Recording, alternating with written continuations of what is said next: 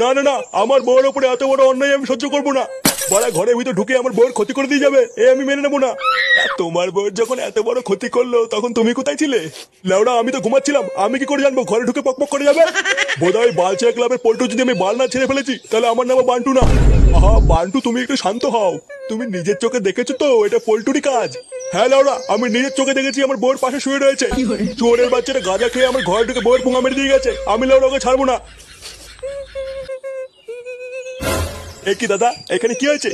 বাড়া ওই পাড়ার বালচা ক্লাবের পল্টু কানকির ছেলেটা গাঁজা খেয়ে কাল রাতে আমার ঘরে ঢুকে বউয়ের সাথে পক করে গেছে। না না, আমরা এর একটা মিহিত চাই। লেওড়া আজকে গাঁজা খেয়ে ওর বউর গুষ্টির গাড় মেরেছে, কিন্তু কালকে যে গাঁজা খেয়ে আমাদের ঘরে ঢুকবে না তার তো কোনো গ্যারান্টি নেই। আমরা লেওড়া এর একটা মিহিত চাই, ওই পল্টুর গাড় মারতেই হবে। শুধু ওই পল্টুকে কারালেই হবে না, এর ভিতরে আমার ছেলেও আছে। লেওড়া আজকে সব কটার গাড় ভাঙবো।